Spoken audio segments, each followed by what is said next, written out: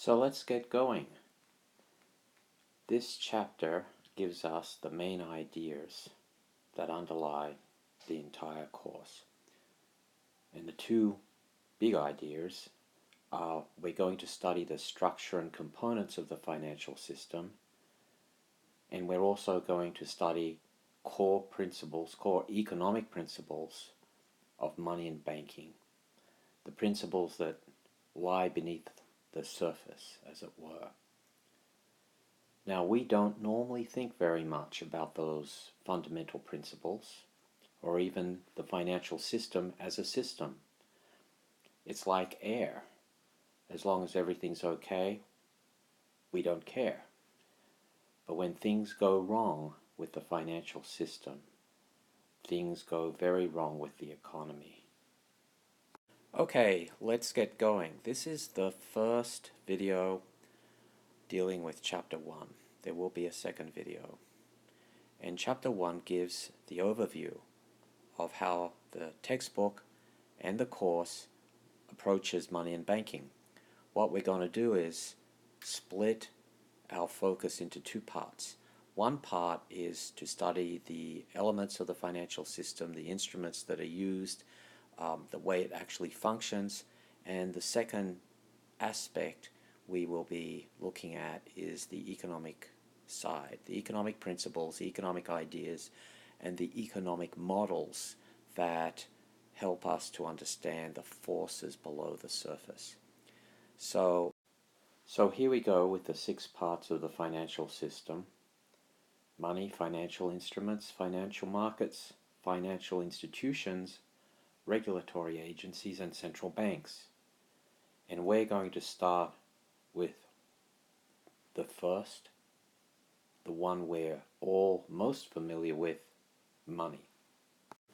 The breakdown of the actual parts of the financial system. We're going to talk about 6 things: money, financial instruments, financial markets, financial institutions, regulatory agencies, and central banks. Now, when we say money in regular life, this is what we think of: currency. But to an economist, money is an asset, a financial asset, which has 3 purposes. The first purpose is as the medium of exchange. The second purpose is as a store of wealth. And the third is as a unit of account. We'll be getting into that in a minute, or in actually a little bit more than a minute. Now, this is so far basic macroeconomic principles. But once you study money more deeply, you realize that lots of things are money that we don't even encounter in regular life. And in fact, most money is now in the form of electronic money, money that we never see. So there's a lot of depth and subtlety to the issue of money, and we'll be getting to that later. We're all used to the idea of money, and we think we know what it is.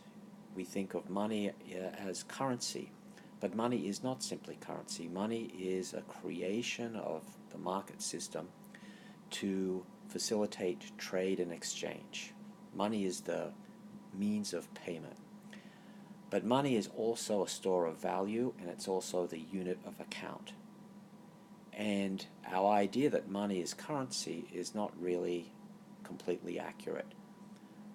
Different things have been used as money over time, and in fact, what we call financial instruments can sometimes be used as a form of money. A financial instrument is a contract that involves financial assets. Now, in the old days, those contracts took the form of huge paper certificates, like the one you see there. Nowadays, we don't deal very often with paper financial instruments. We deal with electronic financial instruments. And that has consequences for the way the money and banking system works. We'll be getting to that also in a future chapter. What do we mean by financial instruments? A financial instrument is a contract of some kind that involves financial assets. So when I borrow from you, I have a document that causes me to agree and approve and be held to my promise to pay you back. That instrument is therefore facilitating a form of financial relationship. Now, in the old days, financial instruments were all on paper, like you see there, the Great Western Petroleum Company instrument. Nowadays, most financial instruments are electronic. They're invisible, but they're still just as legally enforceable and significant as the old-fashioned paper type. We're all familiar with the traditional financial institution of a bank. It's tangible, it's usually local, and it seems to dominate most of our regular transactions.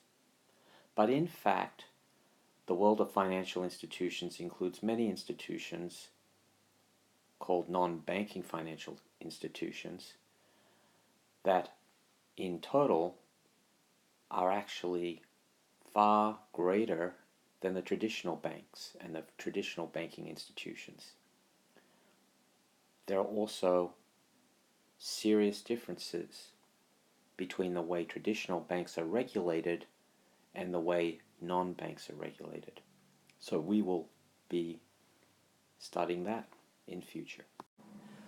Financial institutions facilitate financial trade and exchange, and we all are familiar with our local bank or credit union. It's visible, it's tangible, it's local. We see people inside and we think we have some idea of how it works. But there are many financial institutions, that are not local and tangible. They may be tangible and not local, or they may be intangible.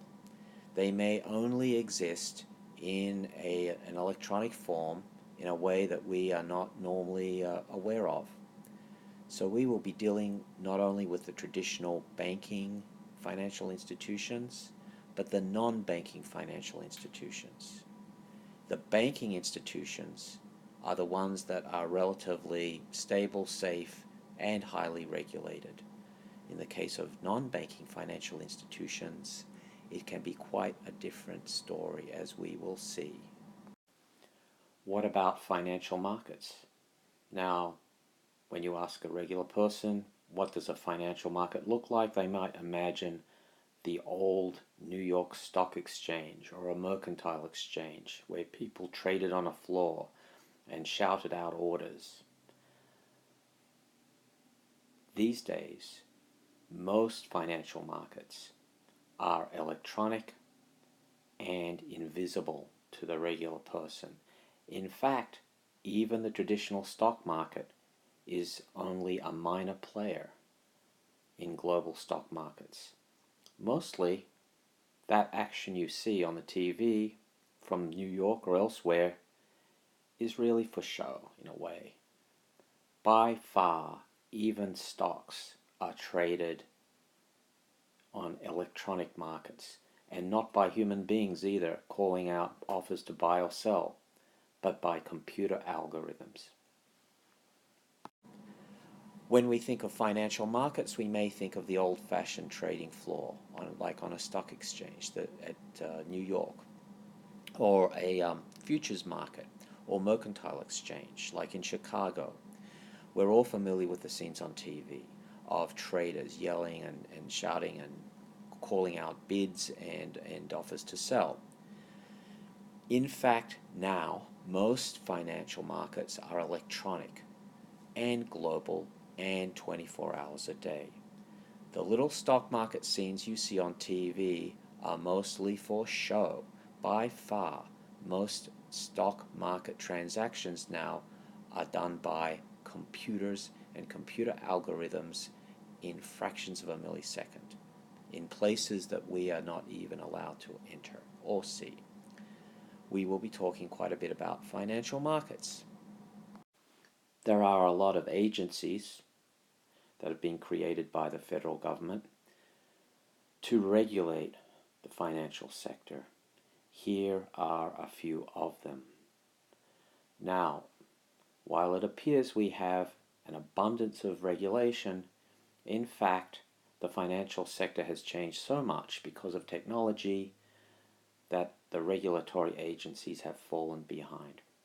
We'll be talking about that because it has a lot to do with the Great Recession and the problems that arose in the financial sector. Regulatory agencies are government institutions that are charged with monitoring, regulating, and auditing various sorts of financial institutions. Sometimes the work of the regulatory agencies is very straightforward, such as checking that a bank has honest accounts and is not taking excessive risk. Sometimes regulatory agencies have a lot of discretion. We will be discussing the different regulatory agencies after we've covered the institutions. Every country has a central bank of some sort. The traditional role of a central bank was to create currency. Currency was traditionally a monopoly and a prerogative of the sovereign or the state. Increasingly, central banks have moved beyond simple functions like creating money or regulating financial institutions and become much more policy oriented in their actions. Today, if you open the financial press, one of the greatest questions that is always on the mind of the reader is, what's going on with the central bank? We'll be talking a lot about central banks. Central banks are a form of regulatory agency, but they are also financial players in their own right. Traditionally, central banks have the monopoly to create currency and other forms of money, certain sorts of debt instruments. Central banks are not part of the national government. They are not like the Treasury. They are semi-independent, and therefore they are somewhat unregulated, a very strange kind of animal. We will be talking about those central banks and their functions and their policies later. Next time, we'll be discussing the second half of Chapter 1, which deals with time, risk, information, markets, and stability. These are economic principles. What I've just discussed is the structural side. Next time, we'll deal with the economic principles that undergird and underlie the financial system, how it works, why it can work well, but also why it sometimes does not work well. See you next time.